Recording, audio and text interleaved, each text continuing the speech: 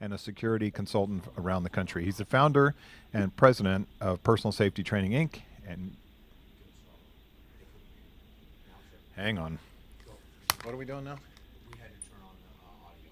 Okay, are we ready? They hear this now.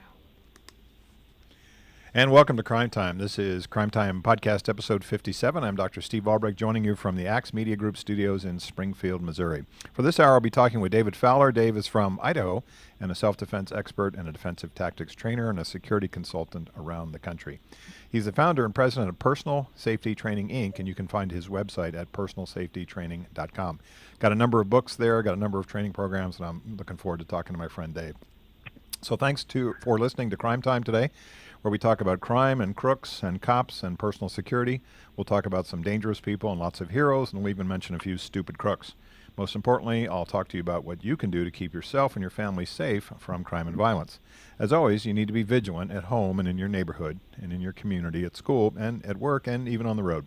This show exists to make you feel more empowered, more secure, and more educated on security issues and the criminal justice system.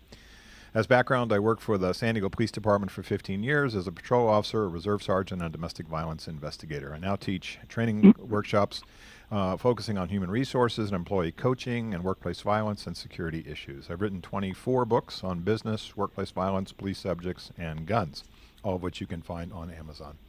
You can always reach me at my website, crimetimeradio.com, where you can send me an email, connect with me on LinkedIn at Dr. Steve Albrecht, and you can follow me on Twitter at Dr. Steve Albrecht. And you can find past episodes of the show on SoundCloud.com, and new ones, of course, post every Tuesday at this time on YouTube.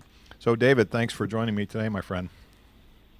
Yeah, thank you, Steve. I'm honored to be on your show. So, yeah, thank you very much. I was just thinking about 9 years ago, probably about, I don't know, a couple hours from now, you had sprayed my face with pepper spray in Las Vegas, Nevada, and I was rolling on the floor in agony as I went through your OC pepper spray training program to be an instructor. So thanks for teaching me all the stuff I needed to know about pepper spray.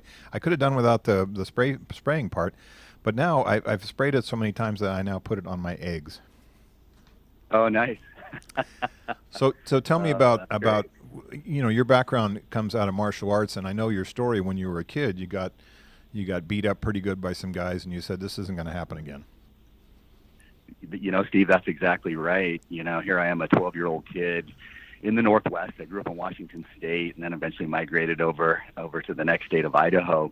But like a lot of kids, we get picked on, we get bullied. And one morning at the bus stop, I happened to be at the wrong place at the wrong time, and car pulls up, 4 guys, I don't know, 17, 18, 19, definitely older than me and my 3 friends who were 11 and 12 years old. And, I tell people almost every week, when you don't know what to do, you often freeze, and we're seeing that every day in America with violence and aggression. So we didn't know what to do. And these guys were calling us punks and MFs and this and that. And we stood there. We stood around. The best defense is to not be there when the attack takes place. And so these guys eventually got out of the car, started pushing us around. And then I opened my mouth, and I became the target of the 4 of them. And so as I went to the ground and went into the fetal position and they pummeled me, my 3 friends just stood there and watched. Can I fault them for that? No, they didn't know what to do. Eventually they were done pounding on me, and they got in their car and they left. A random act of violence. I was hurt. I wasn't broken. When you're broken, you go to the hospital. But I was hurt, and I was humiliated. I was shamed. I felt rejected. All the victim stuff that happens. Sure. And for weeks and months after that, I'd relive the event. As what we know. Post-traumatic stress.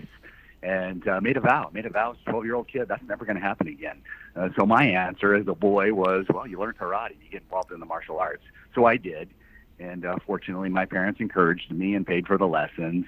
And I was the karate kid before, kid karate classes were popular. I was the only kid in our adult class, and went on to compete. And I started off, doing, the semi-contact stuff in tournaments, and then eventually got involved in full contact karate, and became a karate champion. Went to school, for criminal justice, and found out that, man, I couldn't make a living being a karate champion. I take championship fights for $500 in expenses. You can't feed your family on that. I had a No. karate school. It didn't make any money. And so ended up doing security services for a hospital in Washington State. And the whole training thing just kind of evolved. It evolved from that. You know, I didn't wake up one morning and go, hey, I want to be a security and a police instructor. It just kind of happened. But through the whole, you know, Steve, through the whole martial arts training, you know, it was more about building the confidence and the self-esteem and the character. As I look back now, than it was about the whole fighting thing. You know, that was the effect of it. But yeah, it's been an interesting road, and you know, guys like us, here we are today. You know, just trying to help people, you know, through what we've learned through trial and experiences, and you know, a constant desire to learn and grow and to help people. So, Dave, if you look for your career now, you were probably 10 years ahead of mixed martial arts fighting. That might have been something that you had went into and been on TV and all that good stuff? Yeah, you know, you know, people ask me about that. Hey, do you follow the MMA? And I'm like, you know, that wasn't my era. My life-changing event, you know, what wasn't really the bus stop incident.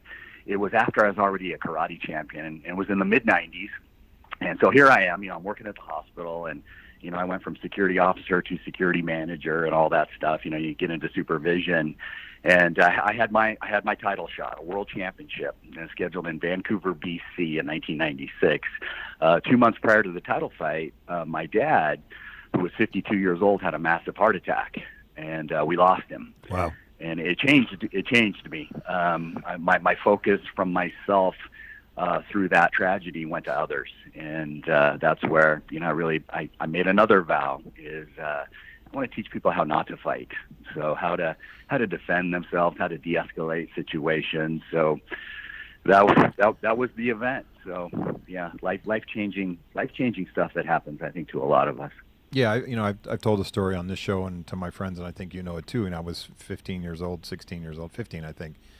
I got robbed working at this grocery store in San Diego, and you know, a guy put a gun to the back of my head when I was laying on the ground, and I said, this is never going to happen again. If I survive this experience, and I was a 110-pound skinny wrestler kid. Oh yeah. If I survive this experience, I'm going to go be a cop. I'm gonna put guys like this in jail. I'm going to lift some weights. I'm going to do some push-ups, and you know, I'm going to be ready when I get out of college to go be a cop, and that's what I did. And so those kinds of, you know, watershed sort of crossroads moments. I mean, my original plan was to be a baseball player. You know, I wanted to play second base for the Orioles. And that experience said, you know, there are predators in this world, and you know, we need to keep ourselves, you know, away from these guys. And you know, you and I in our world are saying, how do we stop these people from harming our clients, our friends, the people we care about, and our families?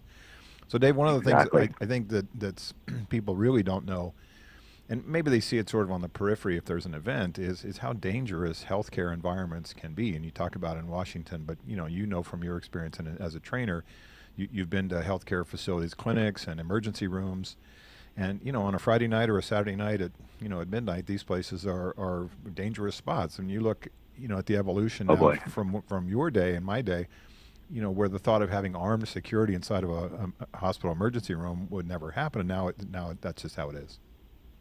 Exactly. Oh, exactly, Steve. You know, so our training company, that's what we specialize in, workplace violence prevention.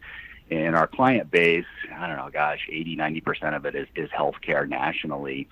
And so, you know, we'll meet people on planes, trains, and automobiles as we travel, like you do, you know, especially prior to COVID. You know, that's another topic. But, you know, people would ask you, so what do you do for a living? You travel a lot. And I said, well, we teach violence prevention. Well, that's interesting. Who do you teach that to? And we say, well, mostly healthcare.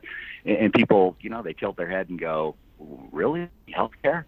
And then I'll ask a question. They go, oh, and the question is this: who wants to go to the hospital? Right. Nobody, right? Nobody wants to go. So automatically, you've got people who are in crisis. They're stressed, and now add on to that having to wait, substance abuse issues, mental health issues. It's a cocktail for conflict. And today in healthcare, you know, you think about it, Steve. All violence and aggression ends up at the hospital. Right? Police are involved in a shooting. They get hurt. Somebody gets hurt. It all goes to the hospital. You make a statement, you're going to hurt yourself. That's a trip to the hospital for a psychiatric evaluation. So it's you know, you got departments, obviously, like the emergency department and psychiatry, mental health that are prone for it, but really, patients are throughout the medical system, and so there's issues everywhere.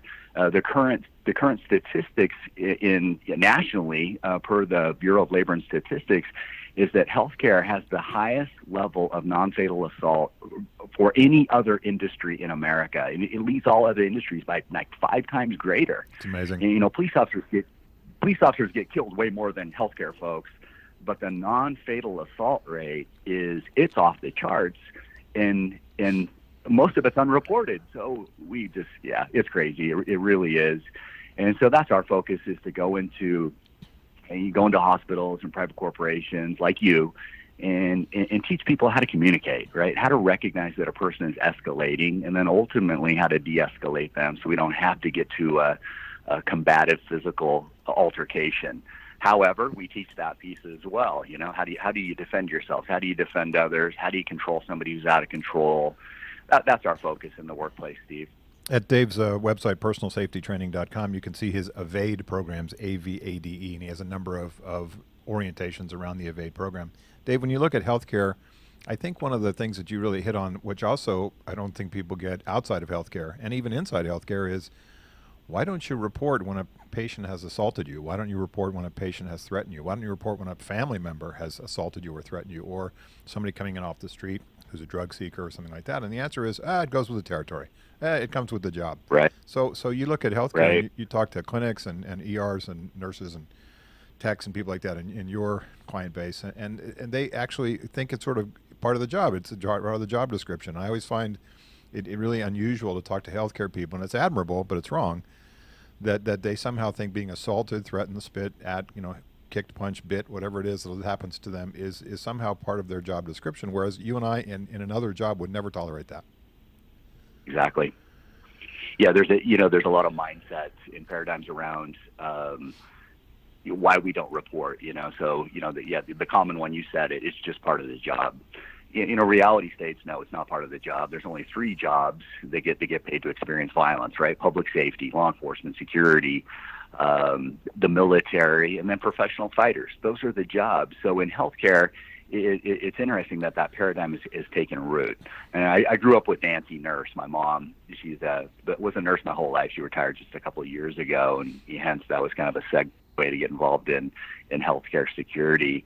But the other paradigms, besides just accepting this is just what we have to deal with, is the fear of retaliation, a fear of I'm not doing my job adequately, broken systems of reporting, and in some cases, some emergency departments, I'll ask staff and they'll go, "Gosh, Dave, if I had to report, every verbal abuse that I got, that's all I would do." And so it's an interesting phenomenon of underreporting in healthcare. It really is, and that's one of our battles. We go in and train trainers or teach staff. Basic training is I'll tell them I'm going to preach on reporting for 3 days, so that we got to shift that. Because then you got the data. That's when the C-suite can allocate resources. To get that armed officer, get a law enforcement officer in the ED over the weekend, to get the resources so that we can make a difference. When you look at healthcare as an entity in California, they've really been put on notice in the last, say, decade or so, especially by OSHA. The Cal OSHA and Fed OSHA about workplace violence in healthcare environments, where they've had to mandate training, they've had to mandate security, physical security guards at the point of a sword. For the feds have said, look, we've had enough of this, the statistics and the things that go on in these healthcare environments. At least California, from the healthcare clients that you have there, and what I have seen, has really had to step up, not because they wanted to particularly, because it's a huge priority for them. I think it's, security is low on the budget list sometimes until there's an event. But right. There's a mandate now by the state government and the federal government that says you've got to take care of your employees in healthcare. Absolutely, Steve. In the mid '90s, California came out with a law, a state law, for healthcare for the prevention of workplace violence, and the law has amended over the years, and just recently, 2 years ago, like you said, they really put some teeth in the law. And if you don't do the training, you don't report, there's going to be some consequences, some fines, etc.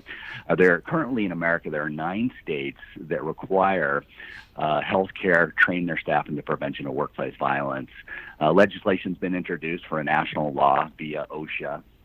As we know, with the politics, that nothing's going to pass for a while. Right. But eventually, I believe that we will have a national law that will require healthcare organizations to train their staff in the prevention of workplace violence. It's so prevalent, and the majority of people they just have no idea. They don't realize it. Where the rubber meets the road, we've got nurses and techs and doctors that they're just tired. They're tired of it. They're leaving the profession. And eventually, if we don't do something about this, it's going to catch up to us. We're already seeing a shortage of nurses in ER, in the emergency department, psychiatry, etc. And I'm concerned. I'm concerned that it will catch up to us. And yeah, we really need to do something about it now. I've had some experience with the healthcare system in Springfield here. Unfortunately, I've had to be in the ER for various reasons in the last couple of months. One I had my hip replaced, and that kind of flared up, and I ended up in there. And I think that once you get, and I know this from your experience too, once you get past the triage nurses and the reception people into the actual back of the ER where they give care, the care is tremendous, and they take care of you, and, right. and everything's done. They're getting tests and blood and urine and X-rays and everything under the sun you need. But the most difficult challenge is when people come into the healthcare environment. It's like a soup. It's a pot of stew. You're sitting next to drug seekers. You're sitting next to gang members. You're sitting next to, mentally ill people that, are seriously mentally ill, and they wander in off the streets. And so you have, nice folks in there that are trying to just get care, and then you're surrounded by people that are dangerous. And so, in the 2 times in the last 3 months that I've had to be in the ER, I've just marveled at the fact that once you get past the wall into the actual care area, that the care is quite good. But that's that open area where everybody under the sun comes in, homeless, mentally ill, gang members, etc., off the streets and mixes in with everybody else. And I feel for the security people, I feel for the staff, and so this triage model that we have for healthcare, I think that's the weak link. That handoff from front of the lobby to the back of the ER. Exactly. One of the benefits, and it's a tough one to say, but one of the benefits I think we've seen from COVID is that hospitals now are having to restrict access. So your patients are still going to get in, to the emergency department waiting area, but they can't bring their friends with them or family. Right. So it's a pro and a con. I can't have my family members with me. But we also you just get less trouble that way. So what we saw, with the pandemic when it started, hospitals nationally said, we're restricting access. And we saw a dip in violence because, more people, more problems, more issues.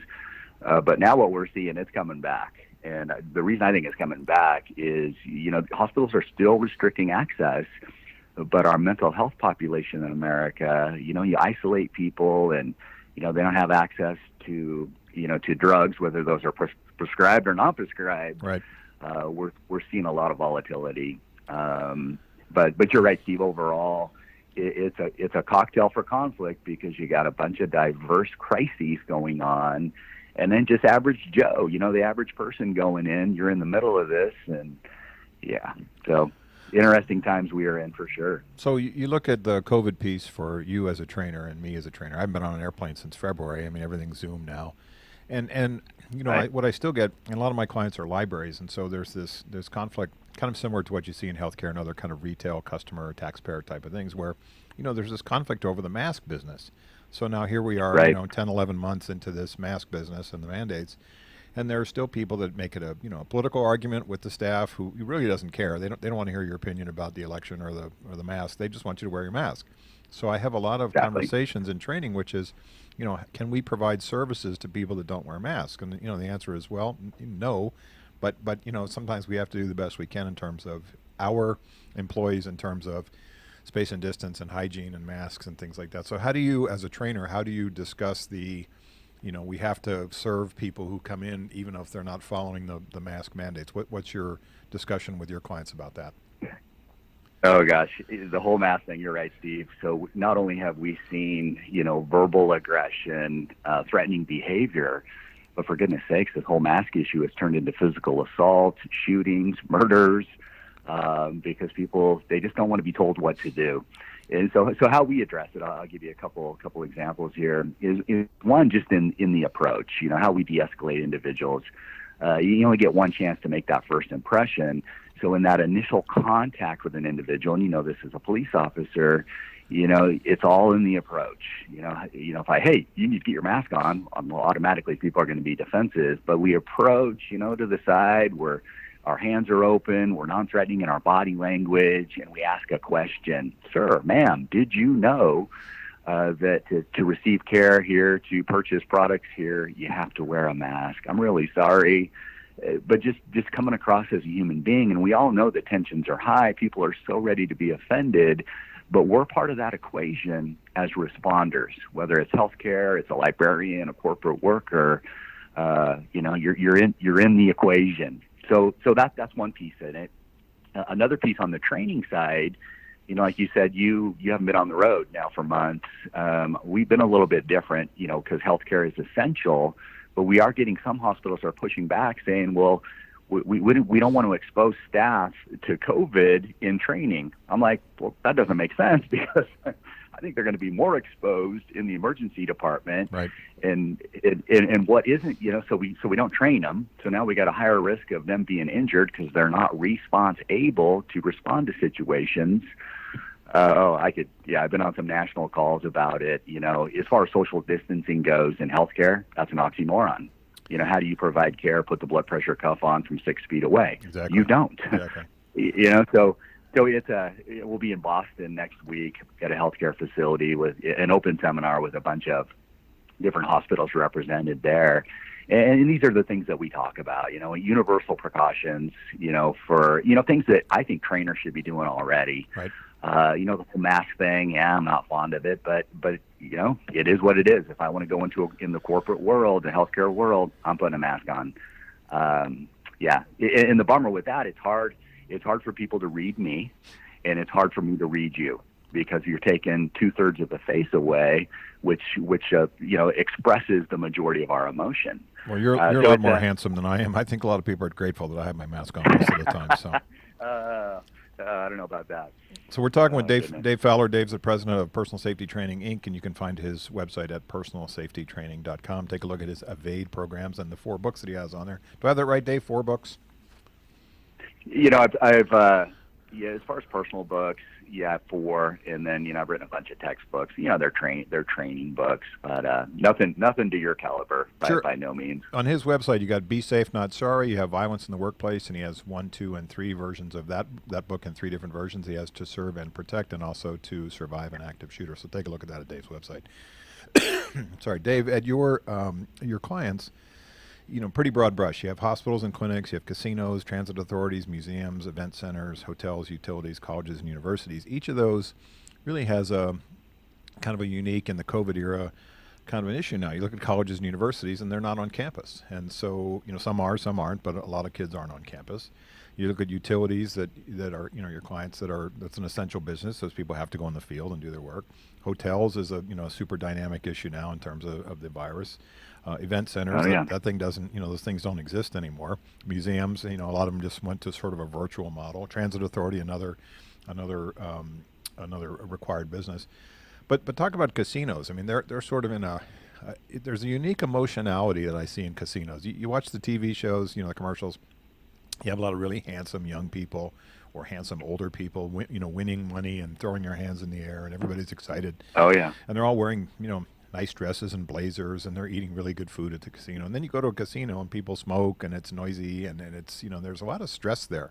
I look at, I've done a lot of casino work, and it's like, wow, this place is, there's a lot of guys in there that, it's Tuesday afternoon and they've just lost $3,000. Right. What's your sense of casinos in terms of sort of, the COVID and the emotionality? It's not always, the friendliest place on earth, unlike what the TV commercials show us. Yeah, exactly. From the protection perspective, fights and assaults, they do happen. Vegas is really seeing an increase right now. We were in Las Vegas last week, first time this year. Usually there a number of times because of our client base. But dealing with drugs and alcohol, obviously in the casino environment, people that are stressed because they're losing, those are the big issues. Theft, places like Vegas and other. We also do the tribal casinos. They don't see it as much, but where you're going to have money, you're going to have predators that are going to want to take advantage of people. So those are the big threats on the security side. And of course, we go in and teach staff and powers of observation, how to approach people, and then there's standard operating procedures for handling money and that kind of thing. But it can be volatile.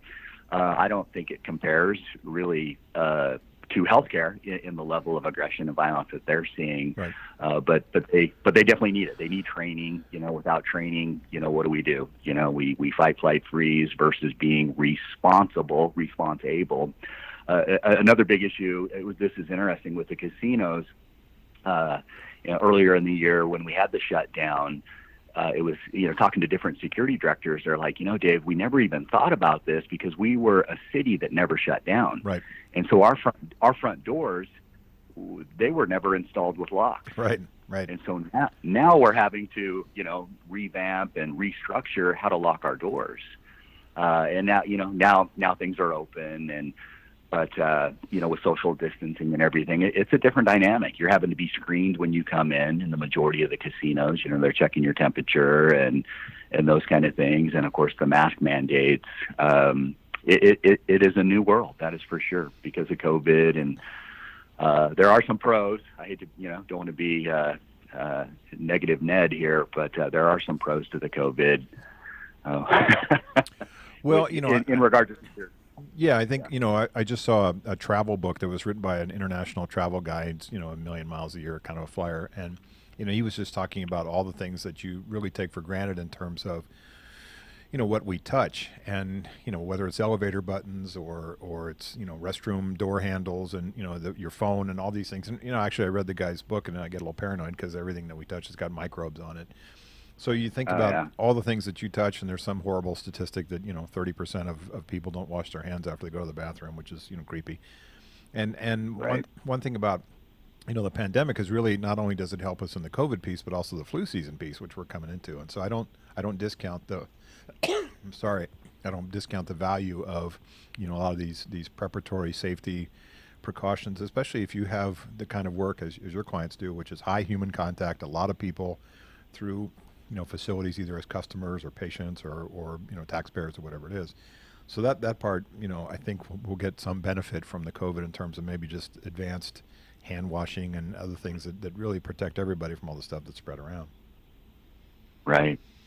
Yeah, Steve, and our universal training precautions, like most people, I had to post a COVID page on the website, and it's still up there, and with some videos on how trainers can conduct training in the midst of pandemic, right? So if violence and aggression isn't going anywhere, we still need to train staff. And so and these precautions, I think they're not going to go anywhere, and I think it'll just be the standard, even student to instructor ratio. And we used to do classes, we'd have 24, 30 people. We're lessening that so we can keep the social distancing, having everybody wear the nitrile gloves. You think about that as a police officer or a security officer. Would you ever go hands-on without gloves on? And we go, well, heck no. But then we get to the training environment and we don't wear gloves. Right. So just these little things. And, I'm also advocating wearing long sleeve shirts. We're teaching how to do a takedown or handcuffing, those kind of things. There's going to be some contact. And so let's minimize the skin exposure by covering it. We'll have clients that go, well, we want to do all this. We want to do it virtually, and we don't want anybody touching one another. And at this point, I think that's impossible. I really do. How do I teach you handcuffing without putting the handcuffs on, or a takedown without doing the takedown? And then I have to laugh and go, okay, you're an essential worker. You're dealing with violence and aggression on a daily basis, and you're more concerned about the exposure to your staff that are following PPE requirements, universal precautions every day, but you want to expose them to violence and not give them the training. So, oh yeah, that's my. I'm on my soapbox, but that's my rub for sure. Let's talk about, speaking of skin contact, let's talk about pepper spray for a bit, because I want to get your take on it. I'm a big fan of pepper spray. I think OC pepper spray is really a useful, self-defense weapon, and I think a lot of people don't understand it. I also want to thank you, David, for introducing me to Eduardo Montez, who's one of the best pepper spray, besides you, one of the best pepper spray trainers I've ever seen. Really a good dude. Absolutely. So you look at pepper spray and you say, I think, at least when I was living in California, it had kind of a modality, which is, well, you have to take a class and you have to get the certificate from the state, back in the 70s and 80s. And then they came through and said, well, this is ridiculous. I mean, this stuff sells at Walmart and you can get it at the sporting goods store and things like that. But I still think there's a mindset with people that they don't understand how pepper spray works as a protective weapon. And I think, if I look at my daughter, who's 27, and I got pepper spray for her as soon as she turned 18. I said, here, put this in your purse, but don't keep it in your purse, keep it in your hand. And I think there's a whole mindset, especially for women, which is, well, I have this on my key ring, or I have it in my purse, and it's the little lipstick size one where the OC is not strong enough, the concentrate is not strong enough, and I can't get access to it. And I've never actually sprayed it to see if the spray works, and I've never actually, I know this is your advice too, I've never actually tested it on myself, a little dab on it to feel what it feels like. So talk to me about kind of a mindset for the average person if they were to think about pepper spray as something to carry on their person. Yeah, great question, Steve. And gosh, you hit on the keys there. It's a false sense of security for people. I have it in my backpack, I have it in my purse. It's in the car. It's not in your hand. And so in a self-defense situation, if it's not readily available, it's no use to you. And if you haven't sprayed it, you don't know what's going to happen. And see, these are just the common things that people they don't understand. They're unaware of that, and so hence it's a liability to you versus an asset to you. Pepper's been around for thousands of years. The Chinese armies would take black pepper, mostly, in some cases red pepper, and they would grind it and burn it, and the pepper smoke would blow into the enemy lines, causing a diversion, a distraction. It's an irritant. The samurai, the Bushido, would also grind pepper and blow it into their opponent's eyes.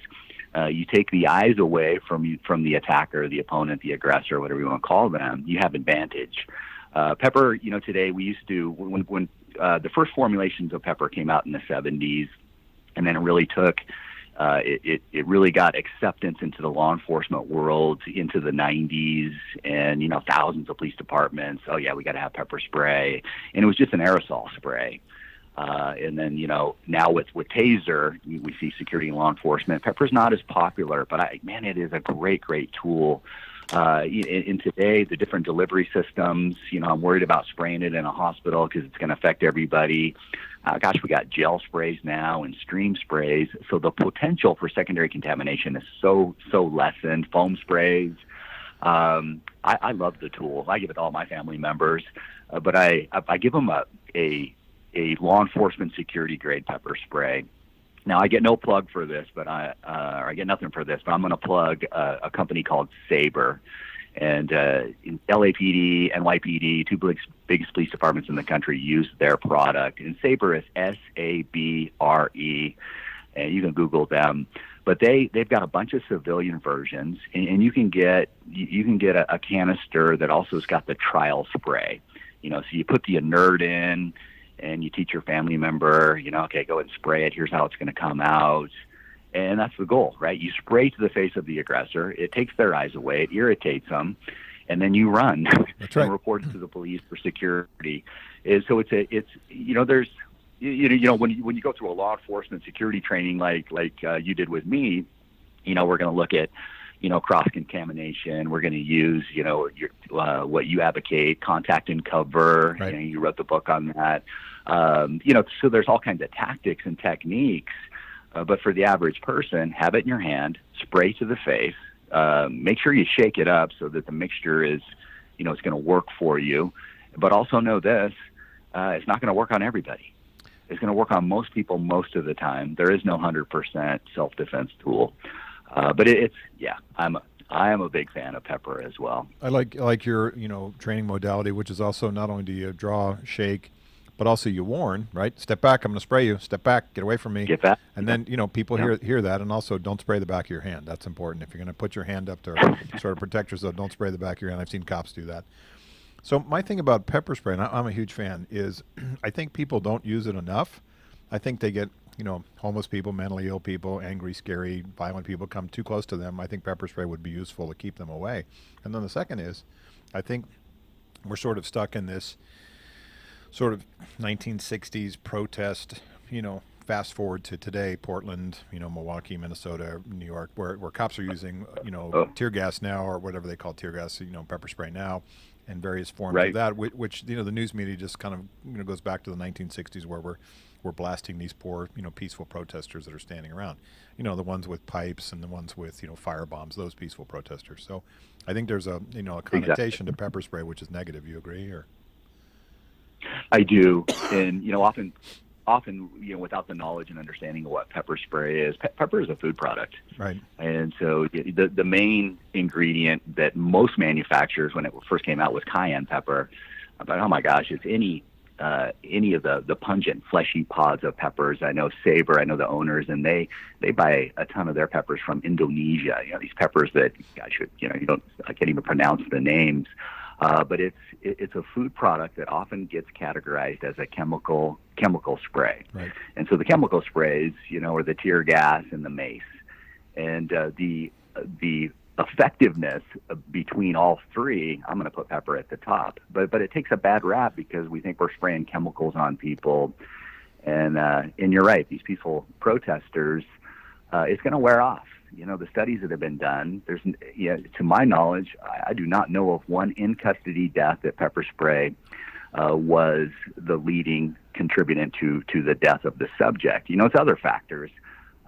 So it gets a bad rap by the media, but I think it's a great tool. It's one of my self-defense favorites. I teach any family member, any person in a matter of minutes how to use this self-defense tool. So, how cool is that? And you look at the and you know this better than me. What's the best sort of ratio? You see sort of, 0.25%, 1%, what's the ratio, especially for the Sabre products, that seems to be the best bang for the buck in terms of the actual ratio of the OC in there? Exactly. Well, when pepper first came out and was introduced to the law enforcement security realm, it was rated by what's called Scoville heat units. And Wilbur Scoville, a pharmacologist from the 1900s, it was a way of testing the heat of the pepper, ultimately by tasting it. And so that's been replaced by what is called high-performance liquid chromatography. And why I plug Sabre is because they test every lot. And so now they still mark their brands with 2 million Scoville heat units, which I think is a baseline. But the capsaicinoid level is really what puts the pungency in the spray itself. That's right. What's extracted from the capsicum. So you hear this term OC. Well, what's that? It's oleoresin capsicum. So it's insoluble in water. That's what puts the punch into the pepper. And so you want a product like that, but there's others, Fox Labs, The Guardian, Airco, Defensive Technologies. These are all, law enforcement grade, security grade pepper. It's not your knockoff stuff that you're going to get at the Big Five store. You get what you pay for. Office Depot. And for goodness sake, yeah, exactly. For goodness sakes, you can Amazon almost everything today, so it's not restricted for most people. You do want to check. You do want to make sure whatever state you're in that you're lawful in whatever you carry, and there are some restrictions in different states. So we always encourage people to do some Google, do some searches, and make sure you're lawful in everything you do. Sure. We got about 5 minutes left, Dave. I want to talk to you in kind of a pivot here, and just your opinion. One of the things that I find troubling in corporate America, whether it's public sector or private sector, is the lack of sort of a policy initiative, a national policy initiative on bullying. And so I know that, from your work, you look at how things escalate. And you say, how much of workplace violence can we tie back to the desire for revenge? And, whether it's fatal violence or it's some sort of fight or something where you have wronged me, you've shamed me, you embarrassed me, you broke my heart, you did something which, threatened my job. And you look at these perpetrators, especially in the workplace, who have revenge on their mind. And so much of this goes back to how they were treated by their employers, by their coworkers, by the HR department. You know, I always talk about, you know, how we do terminations with empathy and dignity and things like that. So kind of talk to me about Absolutely. your sense of bullying. You know, we have a national protocol in this country about sexual or racial harassment. There's policies for it. There's consequences. There's support for victims. But I don't see, you know, there's no, and if you look at schools, why aren't we using a model which is similar to what we see in schools as to how we handle bullying? So what's your take on sort of where we need to be in the bullying piece? Oh, I 100% agree with you, Steve.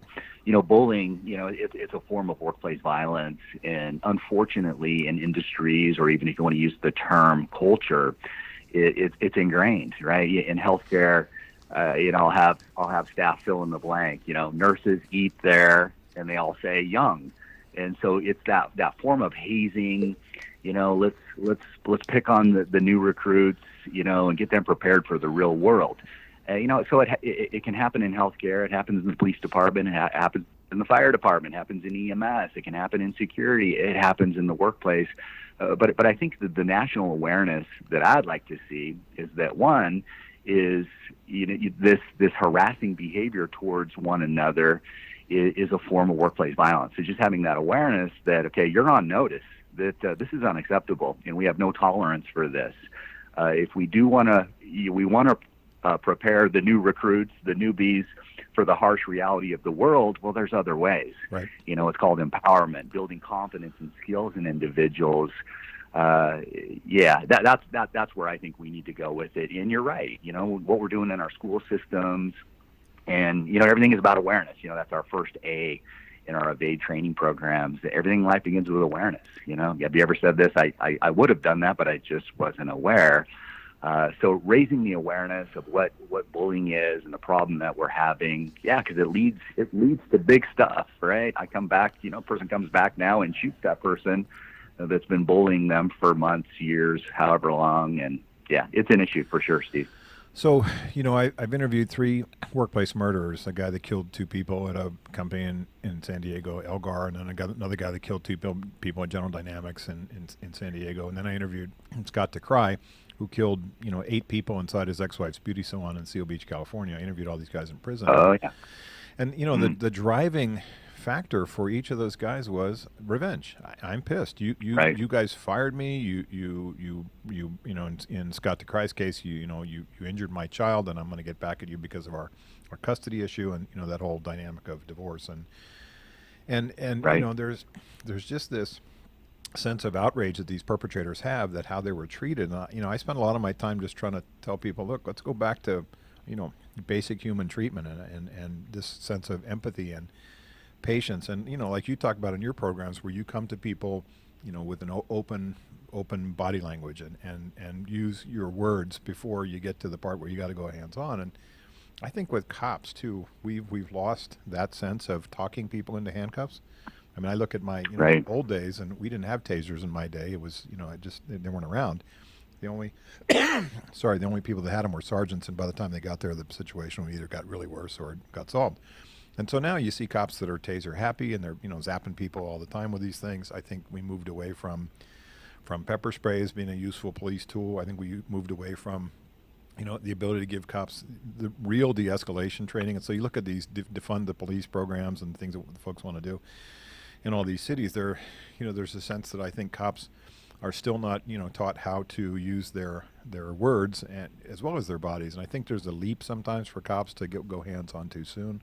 So talk to me, you know, if Right. you look at kind of law enforcement as we wrap up, what's your sense of what we need to do different in law enforcement just to, you know, get us back on a, you know, in terms of dealing with mentally ill and street people and, you know, and just in general of this de-escalation conversation, this national conversation?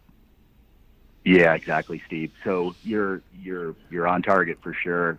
You know, the buzzword today is de-escalation, you know, and how much time do we spend on that? You know, so your average police officer today is expected to respond to a multitude of situations, and you know, they're micromanaged. You know, the spotlight's on them, the cameras on them for everything that they do, but we give them hardly any training. You know, they go through the academy, they get some, you know, so whether that's 2, 3, 4 months, whatever that may be, and then they get some annual refresher training, some compliance training, but really, is it effectual?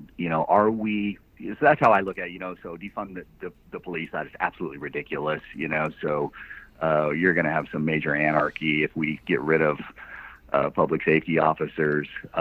Do we need some reform? Yeah, I believe we do. And of course, I'm biased in a training sort of way that it goes back to how we train individuals. I can't expect you to respond a certain way unless I've taught you how to do so.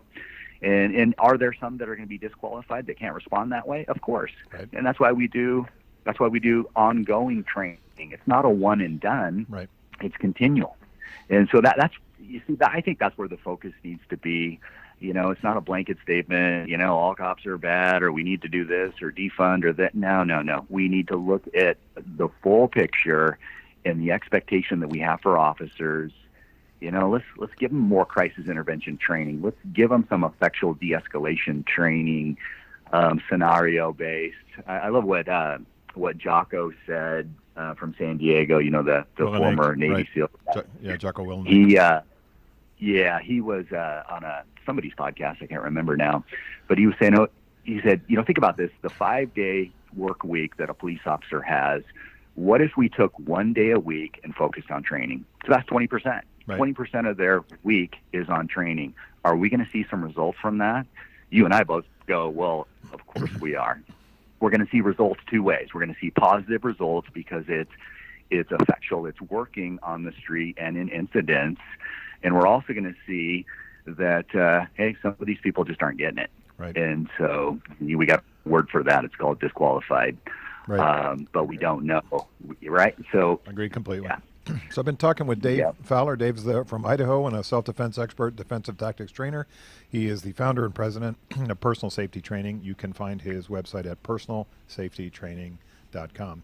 So thanks for listening to Crime Time. My thanks to Jim Whining and producer Jay and all the good folks at Axe Media Group. I'm Steve Albrecht, and thanks for listening to What I Know is Right. Thank you, Steve. Be safe out there. Thanks, Dave. Take care, and I'll catch you up, Dave. I appreciate your time today.